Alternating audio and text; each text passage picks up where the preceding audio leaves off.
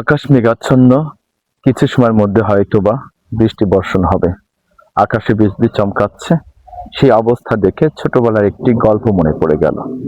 আমি আর আমার বোন আমরা রাজের স্ট্যান্ডে কলকা জাম, যেটাকে পেঁচানো জাম বলা হয় বা দেখা যায়, ওই জাম পাড়ার জন্য আমি এবং আমার বোন আর কয়েকজনে গেলাম। যাওয়ার পরে যখন প্রচন্ড পরিমাণ ঝড় বৃষ্টি শুরু হয়ে গেল, একটা পর্যায়ে আমরা ওই ছোট্ট বয়সে ভিজে ভিজে হেঁটে হেঁটে যখন বাড়ির সামনে আসলাম, বাবা এদিক দিয়ে প্রচন্ড পরিমাণ আমাদেরকে তালাশ করতেছিলেন পাগল হয়ে। একটা পর্যায়ে না পাওয়ার ফলে আমাদেরকে যখন দেখলেন, আমার বোনকে কোলে করে নিলেন আর আমাকে ধরে একটা আছাড় দিলেন। আমি তখনই বুঝেছিলাম একটা বাবা তার কন্যা সন্তানকে প্রচন্ড পরিমাণ ভালোবাসে। আর সেই কন্যা সন্তান যদি একটা বাবাকে আঘাত করে, কষ্ট দেয়, তাহলে বাবা অনেক কষ্ট পায়।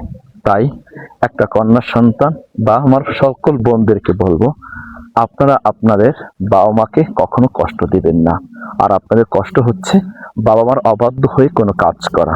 আসুন আমরা সমাজ বিনির্মাণে আমরা ঐক্যবদ্ধভাবে আমরা সহযোগিতা করি, বাবা মার মানহানি হয় এমন কোনো আমরা কাজ না করি। আল্লাহ হাফেজ।